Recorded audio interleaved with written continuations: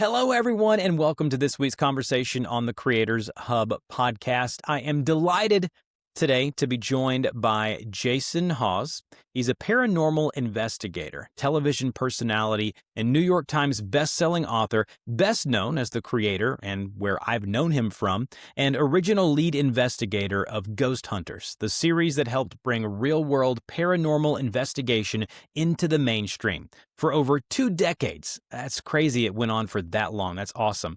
He has approached the field with a grounded, no-nonsense mindset focused on finding answers and not chasing the hype. He is now on YouTube, where he has amassed a super large audience already, doing well over there. Jason, how are you doing today?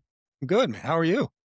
Doing wonderful. Now, I would be remiss if I didn't ask you before we got into the YouTube stuff. Doing a television show, doing a show for 20 years, why do you think that show had such longevity? And you mentioned to me off air that there was a possibility that they wanted to continue on, so it could have gone even further than that. Why do you think Ghost Hunters did so well? Well, I think first off, Ghost Hunters was the first show of its kind. It showed a bunch of ordinary people who were going in and looking for answers, trying to figure out what was truly going on. And also, I think the show was very different because we didn't work for a production company. And that was a big difference, where even a lot of the shows today, you see all these people are hired in by a production company, they're casted by a production company. But this show was about us, and the production worked for me. So I ran the show, but you could never really tell because everybody did their own jobs. But it was just one of those things where it was always about keeping it real, run tape. Tape is cheap. You know, if you catch it, great. If you don't, you're out of luck. That's your issue, and go from there. I mean, it was a show of a bunch of people who were truly friends, who had known each other for so long prior, and just what we tended to do on the weekends. I love that. It's so cool to hear. I could do a whole show where I ask you just questions about that show and what it was like and stories from it. And maybe we can do that sometime off air.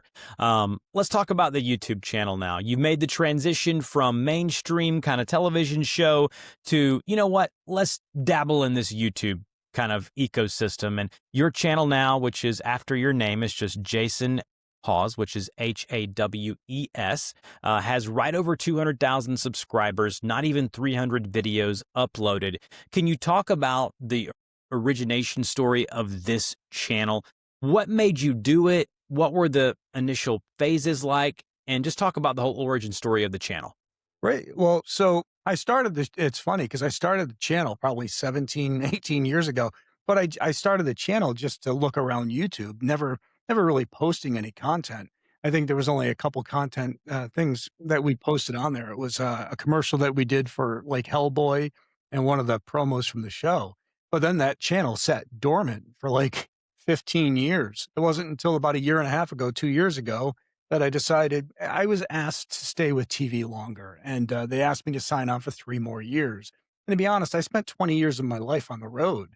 So I was figured, you know what, I'm just going to do something on my own, have some fun, do it on my own schedule, my own time. And, uh, and that's what it was about. So we just started going out, investigating, filming, and putting the videos out on YouTube, very similar to the content on the show. We're investigating, we're cutting it ourselves, we're editing ourselves, we're doing it on our own schedule, our own pace, and we're just having fun with it.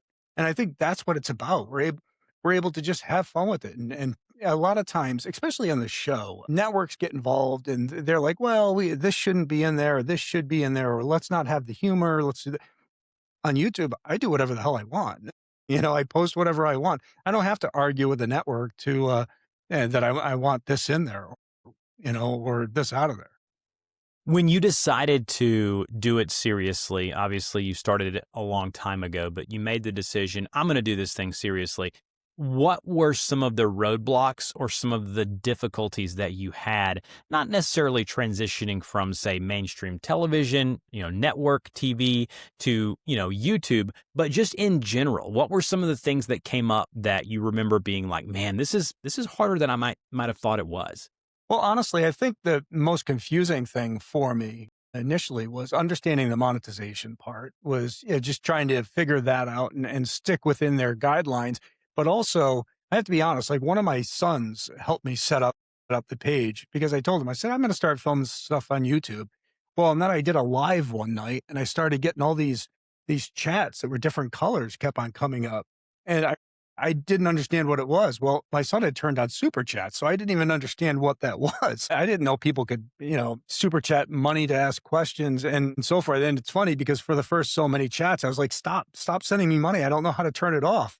Because it's never, YouTube was never about the money to us. It was about, hey, let's have some fun. Let's still do what we love doing and put it out there for all the people who want to see real investigations, not things blown out of proportion, not people talking about everything being a demon or, possessed dolls or whatever, how real investigations go.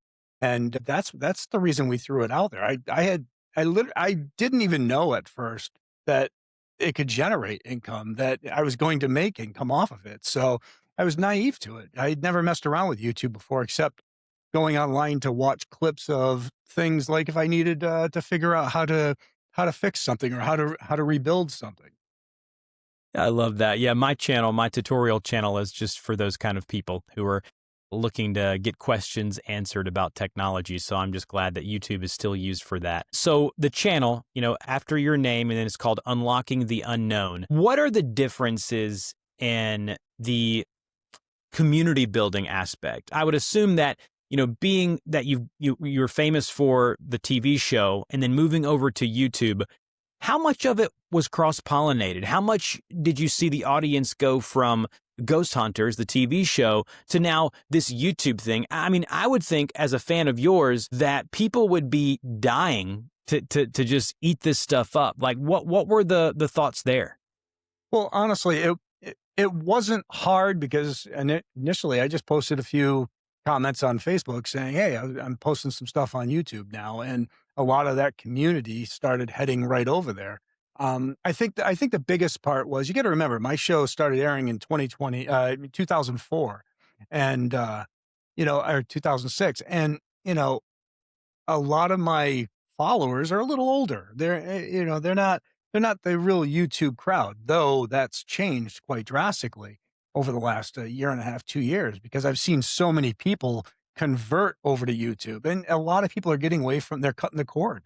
They're getting away from the TV just because they're tired of the oversaturation of commercials, or they're just tired of networks in general. To be honest with you, or the price of cable. So people are enjoying getting on and seeing fresh content, new content, the interaction. They love the interaction back and forth. I just did a live right before I was talking to you. And I mean, we had thousands of people in there interacting, and they love that.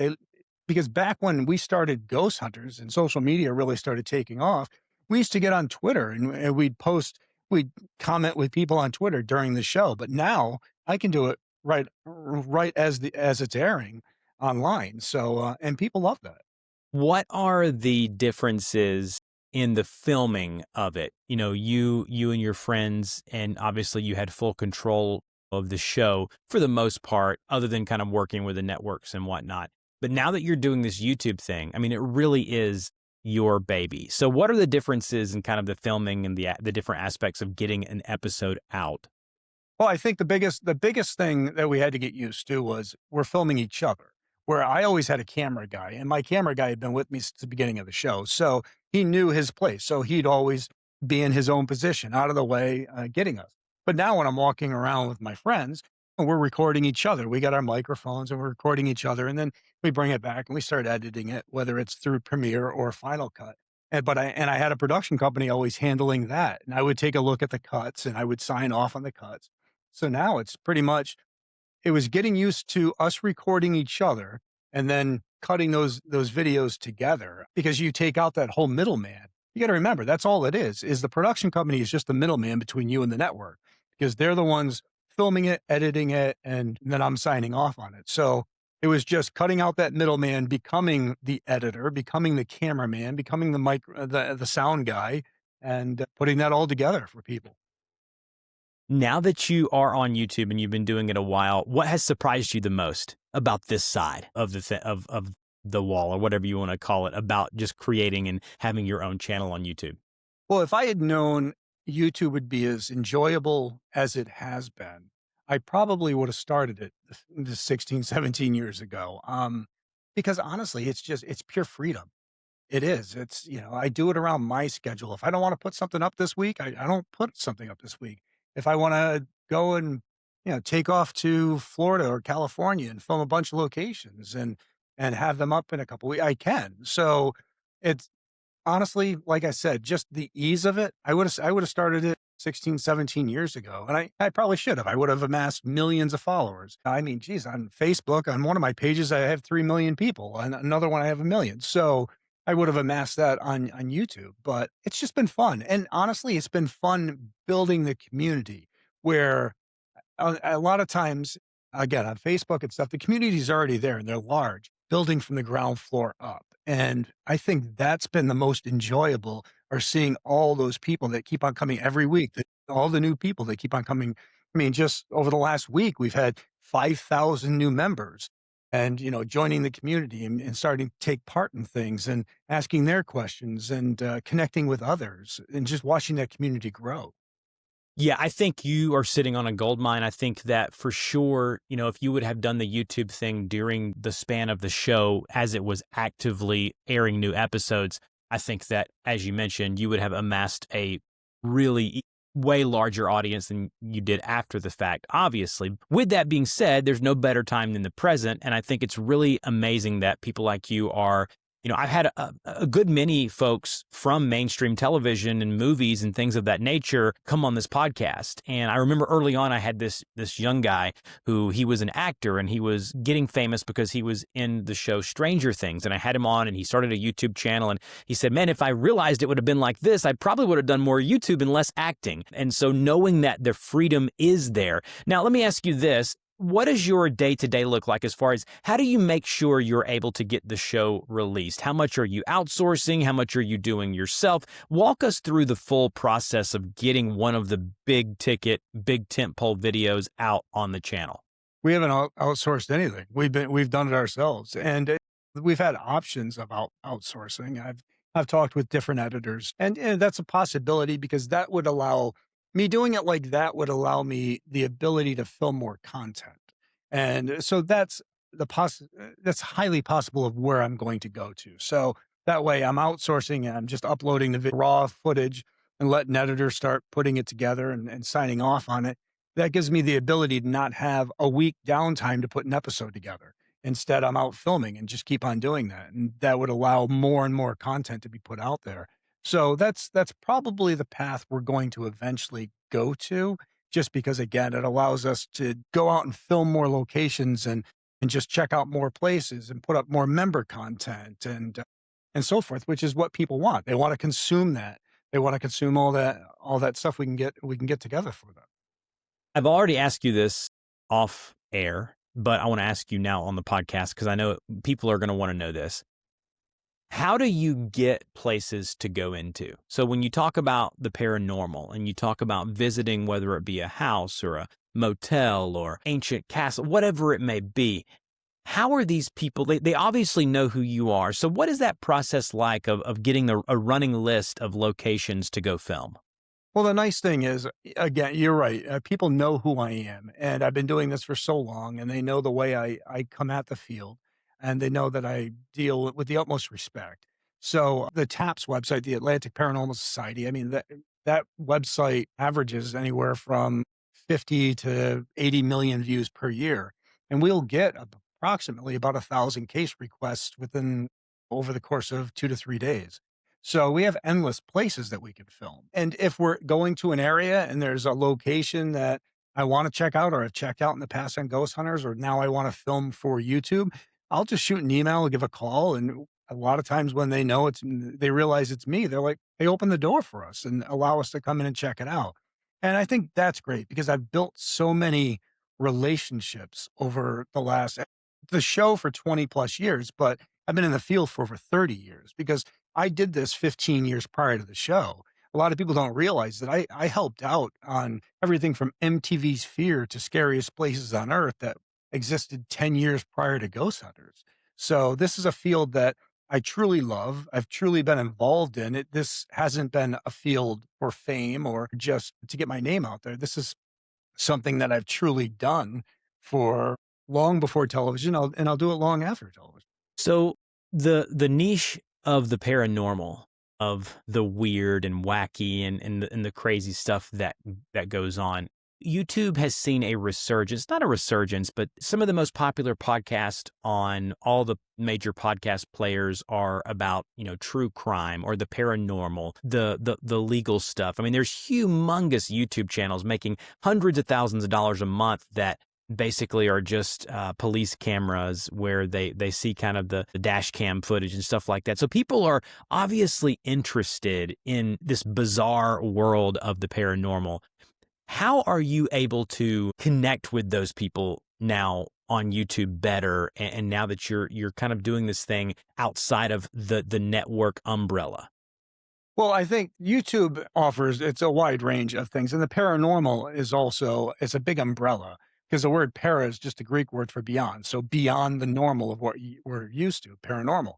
So there's this wide range of stuff. So you see a lot of the things out there of people blowing things out of proportion. Honestly, that's one of the biggest reasons why I decided I was going to stick with YouTube because without people like me who look at things from a debunking standpoint or a point where we're looking for real evidence, then all you have are these pages out there that want to make everything a demon.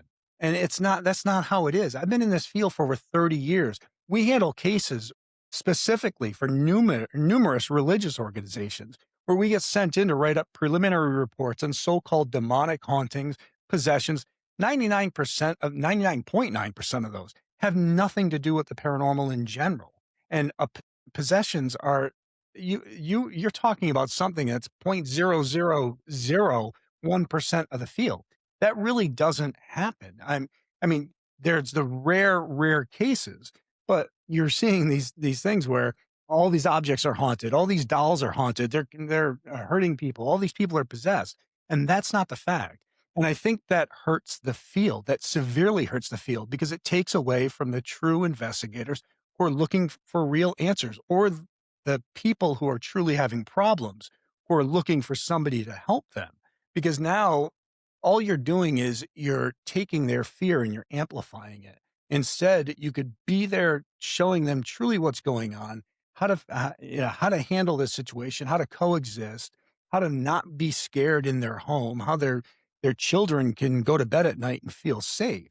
And so without people like me looking for the truth, all we're going to have are people who just want to blow things out of proportion, who are there for entertainment and clicks. Hey, if you're enjoying this conversation, do me a favor and subscribe to this podcast so you get notified every time we go live with a new episode.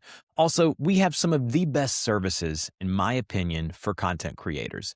It starts with our mastermind group. $5-10 a month gets you in where you can communicate with other creators. Also, I release a bite-sized podcast. It's just a monologue recording about a topic or a subject that helps creators every week to that mastermind group. Then we have our YouTube channel reviews or audits where I go in for about 6 to 8 minutes and I do a screen recording on your channel telling you where I think you should be spending your time to see the best results on your channel. And then if you really want to take it to the next level, I offer one-on-one coaching for creators. I love getting to know you guys. I love helping you take your channel from where it is now to where I know it can be in the future. And then a couple of other things. We have an email newsletter if you want to keep up with me and my crazy family life and how I run my business. And then we also have something called the Entrepreneur's Toolkit, where it's a running list on a spreadsheet of everything ever mentioned from all of the guests in the history of this podcast. With that said, back to the show. Yeah, I think that is why you've built such an authority over time, right? And because the trust that people have in you, that you're not out for clicks and for views, you're out for the truth. But you're also, I mean, it is entertaining. I mean, it is entertainment. You know, the Ghost Hunter show was entertaining because of all of the different places that you guys would go. And so I really appreciate you saying that. Now, let's transition just a bit to monetization.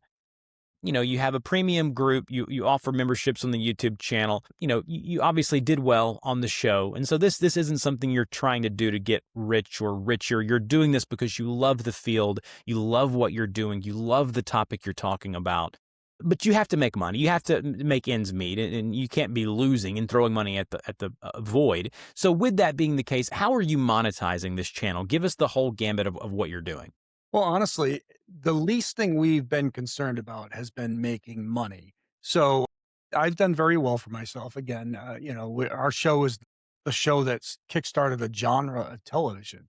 And we air on numerous streaming platforms. We're in syndication. And I mean, of course, I own a piece of all that, our fast channels and all that stuff. So I have income coming in. YouTube, the whole idea behind it was all right, well, if we can get to a point where it's covering our expenses for us to go out and do this, so I'm not pulling from the bank.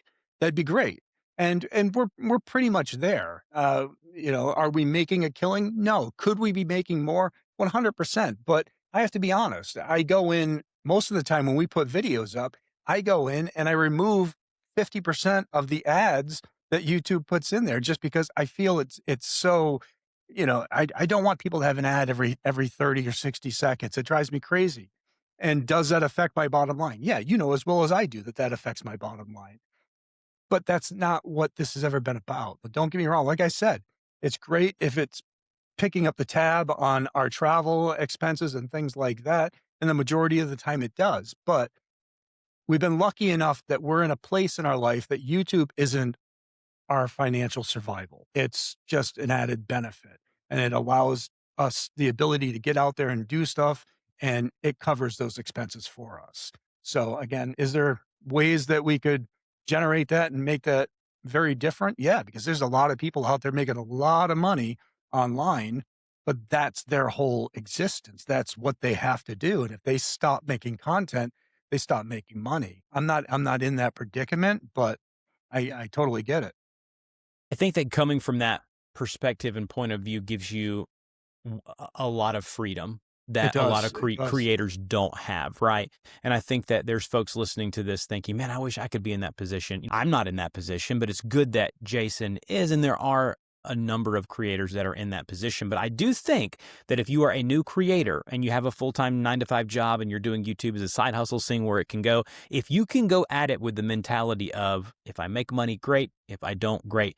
It gives you a sense of just breaking free from that shackle, that chain of just knowing that you have to do it to survive or to provide or whatever it is. And so that power is a really big deal. Now, Yeah, and I think I go might ahead. be slightly different than a lot because you gotta remember it does. So, I've been doing this show I did the show for 20 years, and like I said, we're in syndication, we have fast channels, all these other things. I'm a plumber by trade. Could I have left that field? Yeah, I could have left that field 20 years ago, but I'm still a plumber by trade, and I still work. I still work my job. So, do I have to? No, I don't. I do it because what else am I gonna do? Am I gonna sit around 20 am I it's funny because when I decided that we were gonna pull the show from Sci-Fi Channel when we were with NBC, I remember sitting at the counter and I said to the wife, I'm like, "You know what? I'm done. I'm not gonna do this anymore. I'm gonna leave." She goes, and this I was 43 at the time. And she goes, "You're 43. What are you gonna do?" I go, "I have no idea." So we pulled the show from NBC and Sci-Fi. And I realized about a year into every morning getting up, drinking my coffee at the counter, sitting at my computer, doing whatever, I realized all my friends still have jobs. And life gets pretty damn boring pretty quick. So that's what I ended up going back to I did nationally syndicated radio for a while, and then I ended up going back to TV, and here we are now. So this is one of those things where I can't sit around. It's if I sit around, I'm going to get old fast. So Exactly. me just doing what I love to do, getting out there, seeing new places, meeting new people, and meeting the fans. It's the same reason why for years I stopped doing conventions because, it became one of those things where I'd have a line of 5,000 people, shake a hand, do a picture, smile, move on. I'm starting to do conventions again, but I try to do smaller ones where I can have time to interact with people and talk and hear their thoughts and go from there. I'm dealing with engineers to work on different types of equipment for the field to try to advance that forward. because that's all it's ever been about, is trying to advance this field and figure out what's truly happening. What do you think works on YouTube right now? I mean, if you want to talk about packaging, you want to talk about how you present it with storytelling, there's creators listening to this that are on all spectrums of the timeline for their channels, but what's working right now in 2026? Well, one thing I've found with YouTube is that you need to get attention and hold on to it quick. Where on a television show, you could start the television show off, you could start telling the story, and they want to hold those high points to the end. Well, in YouTube, a lot of times you want to have those high points in the beginning to at least show what's coming up and what to stay focused on, because people's attention spans are really they're a lot quicker than they used to be. It's what seems to work for us, and what I've found recently is that it's more like, all right, show some highlight clips in the very beginning, and let them know some good parts are going to be coming up, and they'll stay with you. But we like to tell the history, the true history of these places, and I think a lot of people really enjoy that. They like to know the true history of the location, give them a breakdown of that. They want to hear that story, but they also want to see those high points. They want to see what you're able to experience or what you're able to figure out. Were you able to debunk it? Were you able to not? I mean, the list goes on and on. I think it is so fun talking to a person like you because the perspective that you have on YouTube is so different than mine. And there's still so many commonalities of like the answer that you just gave. You're exactly right. As far as niching down, like you talk about and the paranormal being kind of this bigger umbrella, and then there's sub niches within those. What would you say as far as the importance of having and knowing who your audience is on YouTube? Well, I think you need to know who your audience is and what they want to see, what they expect. But also, I've had the luxury that my audience has been following me for so long that they know what to expect. And I think that's important. That they know me, they know what I'm about, they know how I'm going to go about things, so they know what to expect. Now, from there, I need to readjust for some of the newer followers who are coming in who might not have seen my show, who might not have followed, taps and ghost hunters throughout the day. So I need to redesign certain aspects of what I'm filming to engage with them, to help them understand, who I am, how I do things, and to keep them locked on and interested enough to stay with me through the episode. That way they'll come back for more. Let's talk about live streaming. What's that like? Being on television and having a pre-recorded show that, can be chopped up in all different types of ways, but then you get on a live stream and you hit that record button. Explain why you do it and the benefits that it's had for your YouTube channel. Again, TV, I got lucky because you'd probably remember every Halloween, I would do a 6-hour live show. So, and that would be every Halloween. And I did that for years. So you get to the point where you realize, all right, I might say something when something's being recorded that I don't want to say during a live show because I can't edit that out. So I think that's the main. So I luck out that way because I'm already used to say, if I say something, I've said it, and I can accept that. But it's definitely, for those who aren't familiar with that aspect of it, it can be highly stressful because you gotta watch what you say. You gotta be careful. You can't go. I mean, you can joke around with friends, but you don't want to do that during a live event sometimes with things that are said, because a lot of times that'll come off wrong. And that's the thing. So, or even when people are commenting on your live streams and you're reading the comments, you got to remember that text has no emotion. So they might say something like just earlier, somebody had said something about me saying something to one of the females in the tap show, and the way they wrote it, I was like, I've never talked like that to any of the women who've been on my show. And then realized, okay, they were talking about this one episode where Donna had said something to me in a joking way, and I said something back to her about being excuse the term, the taps bitch, and we were laughing about it. But I didn't understand that when the person first threw that question out there. I was like, whoa, hang on, you're saying I'm speaking to people. So I think it's tough because text has no emotion, so you don't understand it, and a lot of times you gotta give that extra second to really know what they're talking about. But yeah, just be prepared. I mean, when you say something and you're live, there's no taking that back. No, no. I think live streaming is a place to hone so many different skills. Not a You lot of have to people, be can do it though. I mean, it's not for everybody. not a lot of people can do it, and I'll never forget early on in this podcast, this was almost 14 years ago. I was going out of town and I asked a gentleman to host the show for me.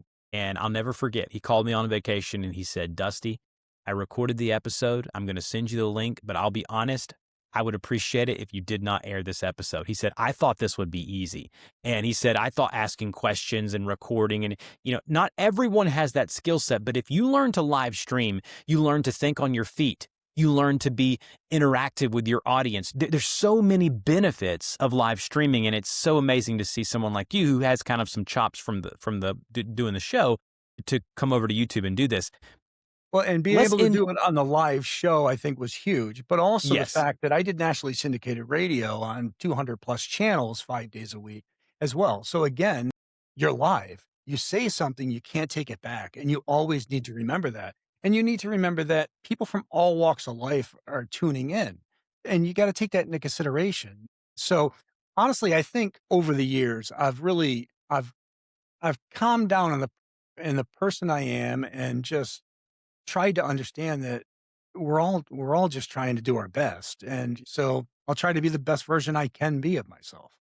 So I got two more questions, one related to YouTube, one not. So the final question related to YouTube is, what's next for you? Like, what are you planning? What are you working on? And how do you hope to have it kind of continue to bolster the channel and grow the community? Well, we're actually working on setting up some live investigations that will be interactive, very much like the Halloween lives that we did in the past, where people can communicate back and forth with us during the investigation, have live cameras rolling in different areas where people who are tuning in can actually be part of the investigation. If they see something, they can fill us in, they can let us know, we can head directly to those locations, also get their take during the investigation. What kind of things do they want to see us do? What kind of questions should we ask? And go from there. But I really would love to have it as very interactive as possible because that's what a lot of people want to do. I mean, and that's why a lot of our investigation, we'll do a tour prior because some of these people who tune in are unable to get to these locations, whether it be financially or physically. So being able to show them these locations and allow them to do a walkthrough with us. It's great. It's great to hear how much they appreciate that and so forth. So now to really bring them into our investigation and get them involved and make them part of the investigation, I think is where we're heading. All right. And my final question is this. I've been wanting to ask you this since you and I connected. Has there ever been a moment in the show, whether it be Ghost Hunters or one that you've done on YouTube, that you still think about today? Like something that happened or an event or a conversation or something you saw to where you still today have moments throughout the weeks or whatever where you're just like, man, that was bizarre. That just didn't make sense. Well, there's definitely a lot of those, whether it's paranormal or honestly, whether it's connecting with somebody who a homeowner or something. I mean, we go to some homes that the investigations are tough because we've went to a family's home, a mother and father who had lost their 12-year-old daughter, and suddenly, the interaction with them as a father, I've got 6 kids. So as a father, it tears my heart out to see what they've gone through, but being able to try to work with them and get them in a better place mentally. I mean, that means everything to me. Now, when it comes down to the paranormal, I mean, there's things. I mean, Eastern State Penitentiary, some wild things that happened. St. Augustine Lighthouse, one of the best pieces of evidence I think we've ever caught, where something went up the stairs, went all the way to the top in a matter of 2 to 3 seconds, and no person's going to be doing that. And whatever was up there leaned over the railing. We were able to catch it on camera, but it never set off the motion sensors. So we caught the shadow lean over the railing and look down at us, but it never set off the motion sensor. Um, I mean, things like that leave you really scratching your head trying to understand how it's possible. Now, will I ever figure it out?